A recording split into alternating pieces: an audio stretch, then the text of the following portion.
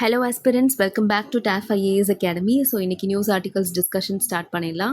S, first news, let us meet India's third CDS. இந்தியாவுக்கு third chief of defence ஸ்டாஃபாக general Raja Subramani has been appointed. So he is actually officially taking charge now. Okay, so chief of defence staff அந்த posting பற்றி தான் நம்ம இன்றைக்கி பார்க்க போகிறோம். And what is he emphasise? JAI strategy. Okay, so what is it mean? JAI. So அதை பற்றியும் நம்ம பார்க்க போகிறோம். Now, chief of defence staff இதனுடைய ஜெனிசிஸ், அதாவது origin of this particular posting or service அப்படின்னு பார்த்தோன்னா, நமக்கு Kargil review committee 1999 dates back to 1999 Kargil review committee அவங்களுடைய ரெக்கமெண்டேஷன்ஸில் இந்த பர்டிகுலர் போஸ்ட் பற்றி சொல்லியிருக்காங்க. So chief of defence staff அப்படிங்கிறது நம்ம இந்தியாவுக்கு ரொம்ப அவசியமான ஒரு போஸ்டிங், அது இருக்கணும் அப்படிங்கிற ரெக்கமெண்டேஷன் நமக்கு 1999 வந்திருக்கு. வேரஸ் நமக்கு ஆக்சுவலாக இந்த போஸ்ட் ஒன்று எஸ்டாப்ளிஷ் பண்ணி அண்ட் அதில் ஃபர்ஸ்ட் பர்சனை அப்பாயிண்ட் பண்ணது அப்படிலாம் பார்த்திங்கன்னா நமக்கு towards the end of 2019 and 2020 தான் நமக்கு ஜெனரல் பிபின் ராவத் அவர்கள் அஃபீஷியலாக சிடிஎஸ்ஸாக அப்பாயிண்ட் செய்யப்பட்டது. ஓகே, ஸோ நமக்கு 1999 கார்கில் ரிவ்யூ கமிட்டி ரெக்கமெண்டேஷன்ஸில் சிடிஎஸ் பற்றின மென்ஷன், அந்த போஸ்ட் பற்றின மென்ஷன் இருக்குது. Whereas actual appointment happened only in the year 2020. Okay, and உங்களுக்கே தெரியும், நமக்கு நியூஸில் முன்னாடி பார்த்துருக்கோம், பிபின் ராவத் அவர்கள் அந்த ஏர் கிராஷில் இறந்து போயிருக்காங்க. ஸோ அதுக்கப்புறம் நமக்கு இப்போ தேர்ட் ஸ்டாஃபாக தான் இப்போ ராஜா சுப்ரமணி அவர்கள் அப்பாயிண்ட் செய்யப்பட்டிருக்காங்க. Okay, and this CDS post பார்த்திங்கன்னா ரொம்ப ரொம்ப இம்பார்ட்டண்ட். நமக்கு இந்தியன் ஆர்ம்டு சர்வீசஸ் பொறுத்த வரைக்கும் நமக்கு அதில் இருக்கக்கூடிய ஸ்ட்ரக்சரல் வல்னரபிலிட்டிஸ் அதை ஃபிக்ஸ் பண்ணுறதுக்காக, especially in coordinating all 3 services, that is army, navy, air force. So இந்த 3 சர்வீசஸையும் கோஆர்டினேட் பண்ணுறதுக்கான ஒரு major duty or responsibility lies in the shoulders of CDS. Okay, and apart from that CDS acts as the permanent chairman of the chiefs of staff committee. அது என்ன chief's of staff committee? நமக்கு army, navy, air force 3 armed forces இருக்கா? அந்த armed ஃபோர்ஸஸுடைய chief's இருப்பாங்க இல்லையா, அந்த chiefs இருக்கக்கூடியது தான் chiefs of staff committee. Okay, for example chief of naval staff, அதை பற்றி நம்ம நெக்ஸ்ட் ஆர்டிக்கலில் பார்ப்போம். Okay, then chief of air force, then chief of army, இவங்க எல்லாம் இருக்காங்க இல்லையா, இந்த 3 பேர் இருக்கக்கூடிய மெம்பர்ஸ் தான் இருக்கக்கூடியது தான் சீஃப்ஸ் ஆஃப் ஸ்டாஃப் கமிட்டி. அதனுடைய பெர்மனன்ட் சேர்மனுமே சிடிஎஸ் தான். Okay, so and apart from that he performs another role, that is நமக்கு டியூவல் ரேஷன் ரோல் அப்படின்னு நம்ம சொல்லலாம். ஏன்னா நமக்கு பியாண்ட் த ஆப்ரேஷனல் ஸ்பியர், அதாவது நமக்கு இந்த மாதிரி ட்ரை சர்வீஸ் கோஆர்டினேஷன் இருக்குது, தென் பெர்மனன்ட் சேர்மனாக சர்வ் பண்ணுறாங்க அப்படின்னு பார்க்குறோம். அதை தாண்டி நமக்கு டிபார்ட்மெண்ட் ஆஃப் மிலிட்ரி அஃபேர்ஸ், அதாவது மினிஸ்ட்ரி ஆஃப் டிஃபென்ஸ்க்கு கீழே இயங்கக்கூடியது தான் இந்த டிபார்ட்மெண்ட் ஆஃப் மிலிட்ரி அஃபேர்ஸ். அதை ஹெட் பண்ணக்கூடியது, லீட் பண்ணக்கூடியதுமே இந்த பர்டிகுலர் சிடிஎஸ் போஸ்டிங் தான். Okay, so blending bureaucratic administration with military command, அதாவது நமக்கு ஒரு bridging the gap between political administration and military administration, அந்த ஒரு ரோல் மேஜராக ப்ளே பண்ணுறது யாருன்னு பார்த்தீங்கன்னா இந்த CDS. Okay, and then strategic road map, இப்போ இருக்கக்கூடிய நமக்கு சிடிஎஸ்ஸாக இருக்கக்கூடியவங்களுக்கு நமக்கு நம்மளுடைய எஃபர்ட்டு, நம்மளுடைய பவரை மேக்ஸிமைஸ் பண்ணக்கூடியதுங்கிறது ஒரு major responsibility. So he is the driving force behind the transition from service specific geographic commands into integrated tri service theatre commands. Okay, இது நமக்கு அவங்களுக்கு இருக்கக்கூடிய ஒரு மேஜர் ரெஸ்பான்சிபிலிட்டி ஒரு mandate. And single point military advice, CDS function strictly as a principal military adviser to the government. Okay, union defence மினிஸ்டருக்கு principal military அட்வைசராக இருக்கக்கூடியது இவங்க தான். பட் அதுக்காக நமக்கு இண்டிவிஜுவல் சர்வீசஸ், அதாவது ஆர்மி, நேவி, ஏர்ஃபோர்ஸை டிரெக்டாக கமாண்ட் பண்ணக்கூடிய அத்தாரிட்டி இருக்கா அப்படின்னு கேட்டிங்கன்னா கிடையாது. Without holding direct operational command authority over individual service chiefs. Okay, so ensuring a balanced civil military equilibrium, அந்தந்த செக்டர் லைக் ஆர்மியா, நேவியா, ஏர்ஃபோர்ஸை ஹெட் அதுக்குன்னு தனி சீஃப்ஸ் இருக்காங்க.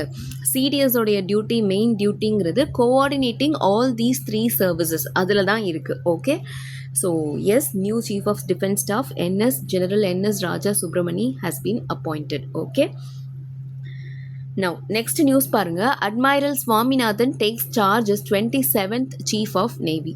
ஓகே, இப்போ தான் நம்ம பார்த்தோம் இண்டிவிஜுவல் சர்வீசஸ்க்கு அதுக்குன்னு சீஃப்ஸ் வந்து இருக்காங்க அப்படின்னு சொல்லிட்டு. ஆர்மிக்கு சீஃப் இருக்காங்க, தென் நேவிக்கு சீஃப் இருக்காங்க, ஏர்ஃபோர்ஸ்க்கு சீஃப் இருக்காங்க. ஸோ அந்த வகையில் நேவியோடைய சீஃப் ஆஃப் நேவியா, சீஃப் ஆஃப் நேவல் ஸ்டாஃபாக தான் நம்ம அட்மைரல் சுவாமிநாதன் அவர்களை இப்போ அப்பாயிண்ட் பண்ணியிருக்கோம். ஸோ அவங்க he has taken charge in new Delhi. Now எப்போவுமே நமக்கு இந்த மாதிரி ரேங்கிங் ஹையரார்கி வந்து ரொம்ப இம்பார்ட்டண்ட். உங்களுக்கு ஃபார் எக்ஸாம்பிள் 2024 பிஒய்க்யூ எடுத்து பார்த்தீங்கன்னா அதில் உங்களுக்கு 3 சர்வீசஸுமே கொடுத்துட்டு ஆர்மி, ஏர்ஃபோர்ஸ், நேவி 3மே கொடுத்துட்டு அந்த 3உடைய ரேங்கிங் ஆஃபீஸர்ஸ் வந்து கொடுத்துருப்பாங்க. ஃபார் எக்ஸாம்பிள் பிரிகேடியர், இங்கே வந்து ஏர் கமாடர், தென் இங்கே வந்து மார்ஷல், தென் இங்கே கமாண்டர். ஸோ எந்த போஸ்டிங் வந்து எந்த ஈக்விவேலண்ட்டில் இருக்குது 3 சர்வீசஸ்லையும் அப்படிங்கிற மாதிரி உங்களுக்கு கொஸ்டின் கேட்டிருப்பாங்க. ஸோ அந்த வகையில் நமக்கு நேவியில் இருக்கக்கூடிய இந்த ஆஃபீஸர்ஸ் ரேங்கிங் ஹையரார்கி தான் நம்ம இப்போ பார்க்க போகிறோம். ஓகே, ஸோ ஃபஸ்ட் இருக்கக்கூடியது அட்மைரல். அட்மைரல் தான் உங்களுக்கு chief of the naval staff and it is a 4-star posting. அதாவது he is a 4-star flag officer. And முன்னாடி நம்ம சிடிஎஸ் பார்த்தோம் இல்லையா, that is also a 4-star posting. Okay, please remember this one. சிடிஎஸும் நமக்கு 4-star தான், whereas chief of naval staff அந்த individual நேவியோடைய ஹெட் சீஃபுக்கும் நமக்கு 4-star தான். ஓகே, 4-star ஆஃபீஸர் தான். தென் அதுக்கப்புறம் wise admiral 3-star officer, then rear admiral 2-star officer, and then we have commander, captain, commander, lieutenant commander, lieutenant, sub lieutenant. Okay, இதெல்லாம் வந்துட்டு 1-star flag officer. Okay, remember this is very very important in the hierarchy, important. Next news பாருங்க. Human trafficking can't be separated from broader migration flows says Supreme Court. Okay, so இது வந்து நமக்கு human trafficking and migration இது ரெண்டுக்கும் இருக்கக்கூடிய லிங்க்கை வந்து பேசுது. சி, நமக்கு மைக்ரேஷன் அப்படிங்கிறது especially with regard to poorer population, இந்த வல்னரபிள் கம்யூனிட்டிஸ், விமனாக இருக்கட்டும், சில்ட்ரனாக இருக்கட்டும், ஒரு இடத்துலேருந்து இன்னொரு இடத்துக்கு இடம்பெயர்ந்து போகிறாங்க அப்படிங்கிறது எதுக்காக?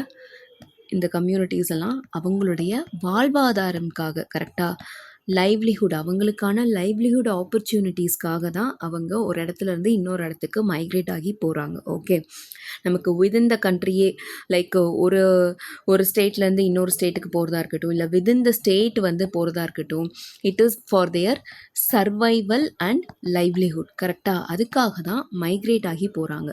பட் மைக்ரேட் ஆகிற இடத்துல என்ன ஆகுது? they are getting trafficked, கடத்தப்படுறது. கரெக்டாக? So human trafficking. அப்போ மைக்ரேட் ஆகி போகிறவங்க எல்லாத்தையுமே ஹியூமன் டிராஃபிக்கிங் பண்ணுறாங்களா அப்படின்னு கேட்டால் நோ, கிடையாது. வேரஸ் நமக்கு சஃபர் ஆகிறது அப்படிங்கிற ரேஷியோ வந்து நிறையா இருக்குது. ஓகே, ஸோ ஹியூமன் எக்ஸ்ப்ளாய்டேஷன் அப்படிங்கிறது இந்த மாதிரி மைக்ரேட் ஆகி வரக்கூடியவங்களில் அதிகமாக இருக்குது. அண்ட் அதில் பர்டிகுலராக ரொம்ப வல்னரபிளாக இருக்கிறதுன்னு பார்த்தா women and children. Okay, so அதை தான் சுப்ரீம் கோர்ட் வந்து நோட் பண்ணி சொல்லியிருக்காங்க. And also women and children in this case அவங்க டிராஃபிக் கடத்தப்படுறாங்க, ஹியூமன் டிராஃபிக்கிங் அவங்க கேஸில் நடக்குதுன்னா அவங்க அதுக்கப்புறம் எப்படி எக்ஸ்ப்ளாய்ட் பண்ணப்படுறாங்க? Yes, prostitution. கரெக்டாக? த்ரூ ஃபோர்ஸ், கொயர்சன், அதாவது ஃபோர்ஸ் பண்ணி அவங்கள அந்த மாதிரி செக்ஸ் ஒர்க்கராக ஒர்க் பண்ண வைக்கிறது. எஸ், இதெல்லாம் இருக்கா? ஸோ அது ரிலேட்டடாக தான் சுப்ரீம் கோர்ட் வந்து இந்த ஸ்டேட்மெண்ட் வந்து மேக் பண்ணியிருக்காங்க. That human trafficking can't be separated from broader migration flows அப்படிங்கிறத சொல்லியிருக்காங்க. அண்ட் அது மட்டும் இல்லாமல் நமக்கு இது ரிலேட்டடாக இப்போ எந்த சட்டமுமே இல்லையா, ஹியூமன் டிராஃபிக்கிங் ரிலேட்டடாக எந்த சட்டமுமே இல்லையா அப்படின்னு கேட்டால் வி டூ ஹாவ். நமக்கு வந்து ஐபிசி, அதாவது இந்தியன் பீனல் கோட், இப்போ இருக்கக்கூடிய பிஎன்எஸ், அதில் செக்ஷன் 143 இருக்குது. தென் அது போக we also have immoral traffic prevention act இருக்குது 1956. Okay, so immoral traffic prevention act 1956 and BNS section 143. First of all நம்ம இம்மாரல் டிராஃபிக் ப்ரிவென்ஷன் ஆக்ட் பற்றி பார்த்துடலாம். சி, 1956 இந்த ஆக்ட் வந்து இனாக்ட் பண்ணியிருக்காங்க. At first when it was enacted it was known as the Suppression of Immoral Traffic in Women and Girls Act, SITA. இதுதான் இந்த act வந்து முன்னாடி இருந்த name, suppression of immoral traffic in women and girls act. And later தான் நமக்கு 1986ல் it is being renamed as immoral traffic prevention act. Okay, இதனுடைய major objective என்ன? Preventing human trafficking for commercial sexual exploitation and punishing those who profit from it. நமக்கு கடத்தி அவங்கள ஃபோர்ஸ்ஃபுல்லாக ஒரு commercial sexual எக்ஸ்ப்ளாய்டேஷனில் ஈடுபடுத்துறத தடுக்கிறது அண்ட் ஆல்சோ அந்த செயலை செய்கிறவங்கள பனிஷ் பண்ணுறது. இதுதான் இந்த ஆக்டுடைய, இந்த சட்டத்துடைய மேஜர் அப்ஜெக்டிவ். ஓகே, அண்ட் இதுக்கான லீகல் பேசிஸ் அப்படின்னு நம்ம எடுத்தோம்னா இன்டர்நேஷ்னல் கன்வென்ஷனான UN convention for the suppression of traffic in persons 1949. இது கீழே இருக்கக்கூடிய ஆப்ளிகேஷன்ஸை இந்தியா ஃபுல்ஃபில் பண்ணுறதுக்காக தான் நமக்கு 1956லேயே இந்த சட்டத்தை கொண்டு வராங்க. அண்ட் இந்த சட்டத்தின்படி பார்த்தீங்கன்னா ப்ராஸ்டியூஷனை கம்ப்ளீட்டாக இல்லீகல்னு இந்த சட்டம் சொல்லலை. அதாவது இந்த ப்ராஸ்டியூஷன் அப்படிங்கிற விஷயத்தை கிரிமினலைஸ் பண்ணலை. ஓகே, அதுவும் எப்போ அப்படின்னா when carried out privately by an adult. ஒரு அடல்ட் அந்த விஷயத்தை ப்ரைவேட்டாக பண்ணுறாங்கங்கிறப்போ that act was not criminalized or is not criminalized under this ITPA Act. Okay, whereas அப்போ எந்தெந்த ஆக்டிவிட்டீஸ்க்கெல்லாம் மேம் இதில் இந்த சட்டத்துக்கு கீழே தண்டனை இருக்குது, பனிஷ்மெண்ட் இருக்குது அப்படின்னு பார்த்தோன்னா running a brothel. Okay, so that could lead to commercial sexual exploitation. that could be. Okay, so அது வந்து பண்ணக்கூடாது, punishable offence.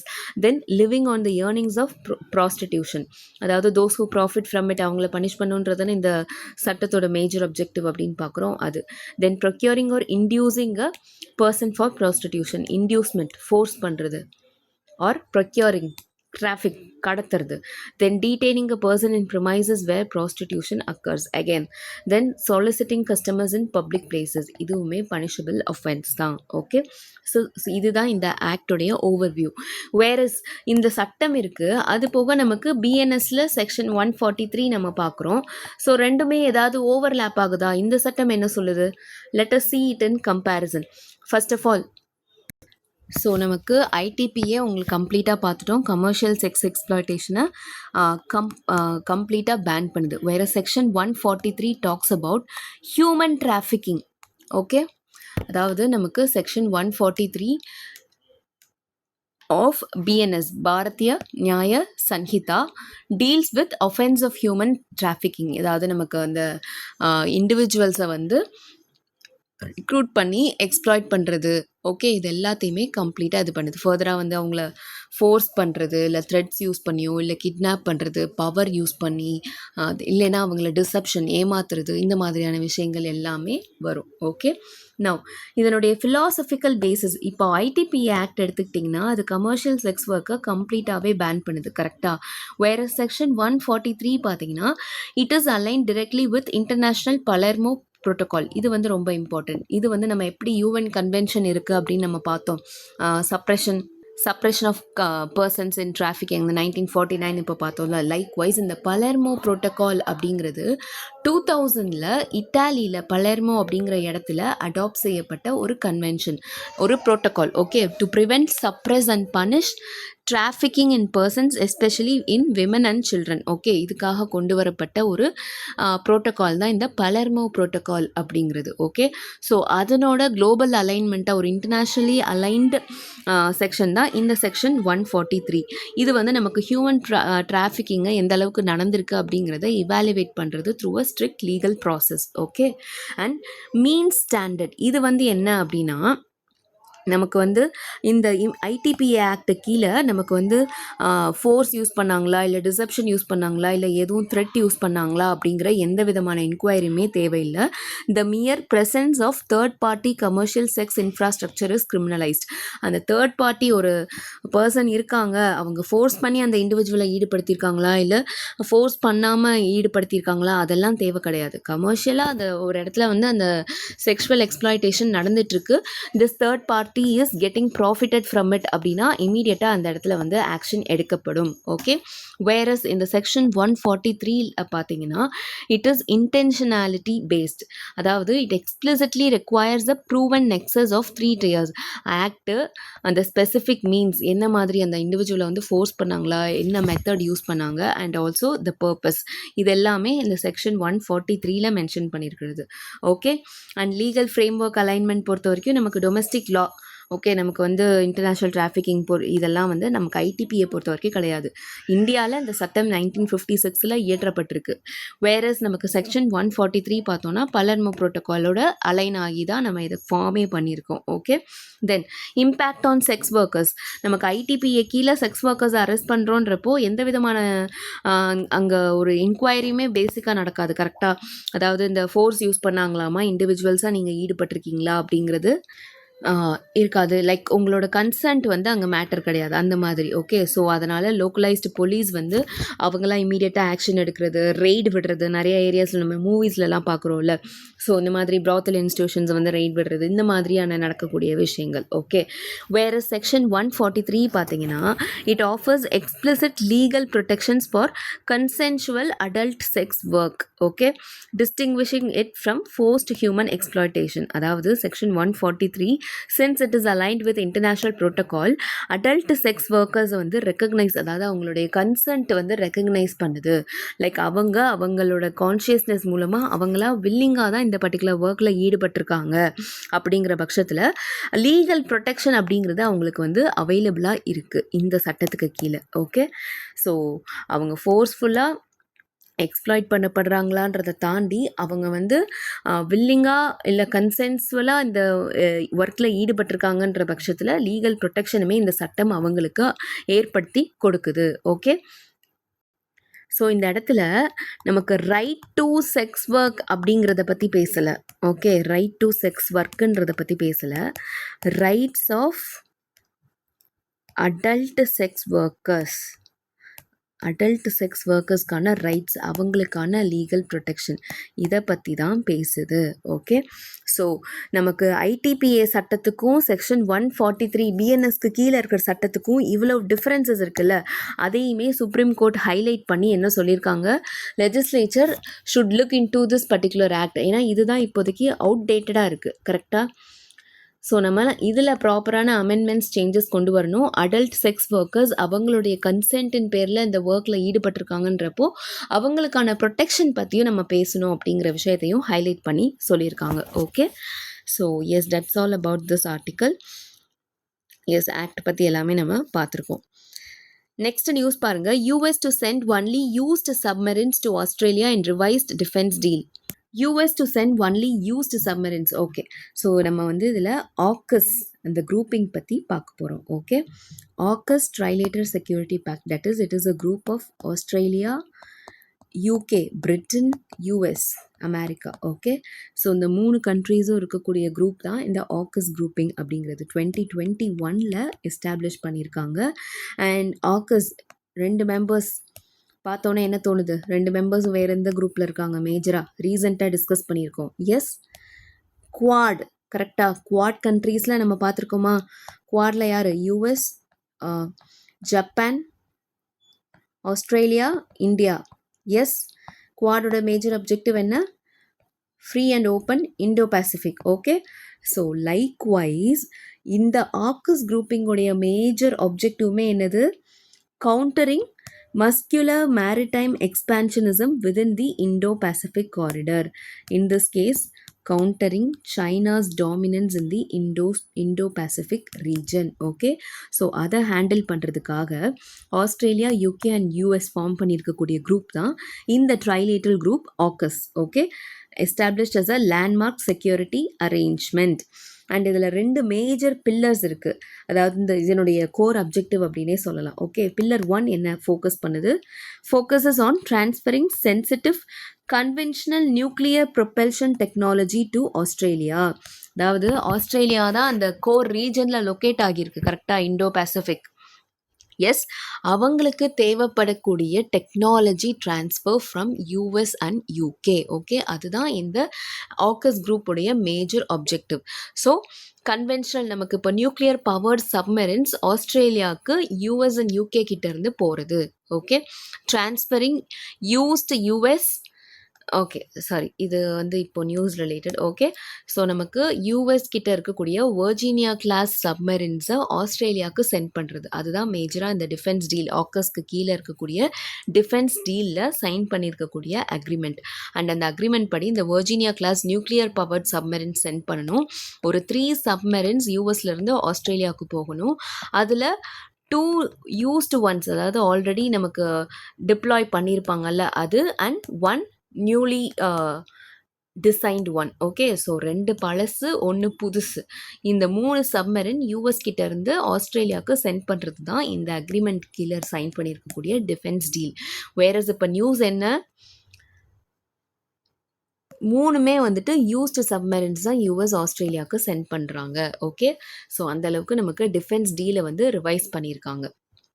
Now, Pillar 2 architecture பார்த்தீங்கன்னா, it extends far beyond submarines to mandate joint development in cutting-edge defense technologies, okay, including quantum computing, hypersonic missile systems, undersea autonomous vehicles, UAVs, and cyber warfare assets.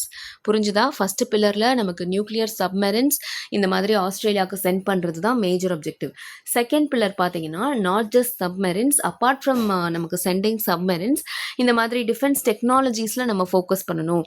Like quantum computing, hypersonic missiles, undersea vehicles, cyber warfare assets, இது எல்லாத்துலேயுமே focus பண்ணுறது தான் second pillar. Okay, so AUKUS grouping பொறுத்த வரைக்கும் it's a very very important thing. Next news பாருங்க, Ukraine hits Russian energy sites denies striking nuclear plant. Okay, so நமக்கு நியூஸில் time and again Russia Ukraine வாரில் மேஜராக involve ஆகியிருக்கக்கூடிய cities, அதனுடைய ஜியோக்ரஃபிக்கல் locations, தென் missiles, ரீசெண்டாக கூட நம்ம ஆரஷ்னிக் மிசைல் பற்றி பார்த்துருக்கோம். ஸோ லைக்வைஸ் இந்த மாதிரி நியூக்ளியர் பிளான்ஸுமே மென்ஷன் பண்ணியிருந்தா that is also very very important. So nuclear plants, இந்த மாதிரி மேஜர் எனர்ஜி சைட்ஸ், இந்த மாதிரி நியூக்ளியர் ஃபெசிலிட்டிஸ், இதெல்லாம் இம்பார்ட்டண்ட். ஓகே, ஸோ அந்த வகையில் இப்போ ரீசெண்டாக யூக்ரைன் இந்த மாதிரி ரஷ்யாவுடைய ஒரு எனர்ஜி சைட்டை அட்டாக் பண்ணியிருக்கதாகவும், whereas Ukraine is actually denying the charge, okay அப்படின்னு சொல்லியிருக்காங்க. ஸோ அந்த எனர்ஜி சைட் ஒரு அந்த நியூக்ளியர் பவர் பிளான்ட் என்னென்னா Zaporizhzhia nuclear power plant. Okay, and இந்த நியூக்ளியர் பவர் பிளான்ட் தான் யூரோப்லேயே இருக்கக்கூடிய லார்ஜஸ்ட் நியூக்ளியர் பவர் பிளான்ட் அப்படிங்கிறதும் சொல்கிறாங்க. So just remember this plant. Okay, actually இது வந்து நமக்கு யூக்ரைனில் தான் இருக்குது, but under the control of Russia. Zaporizhzhia nuclear power plant. Next news பாருங்கள், இட்ஸ் அ ஃபீச்சர் ஆர்டிக்கல். இதில் அகெயின் நம்ம வந்து ரொம்ப டீட்டெயில்டாக பார்க்க போகிறதில்ல. We are just going to know about this Kolla indigenous community and their geographical location. Kolla indigenous community பார்த்திங்கன்னா நமக்கு மேஜராக சவுத் அமெரிக்காவில் லொக்கேட் ஆகியிருக்காங்க, especially in Argentina, Bolivia and Chile. உங்களுக்கு இந்த மாதிரி இன்டர்நேஷ்னல் கம்யூனிட்டிஸ், இன்டர்நேஷ்னல் ட்ரைப்ஸு, இதெல்லாம் வந்து எங்கே லொக்கேட் ஆகியிருக்காங்க, எங்கே வந்து ஸ்ப்ரெட் ஆகியிருக்காங்க அப்படிங்கிற மாதிரி கொஸ்டின்ஸ் வந்து கேட்பாங்க. ஸோ அந்த வகையில் இந்த கொல்லா இண்டிஜினஸ் கம்யூனிட்டி எங்கே லொக்கேட் ஆகியிருக்காங்க, Argentina, Bolivia, Chile. Okay, so yes, that's all for today. Thank you so much for watching. See you tomorrow.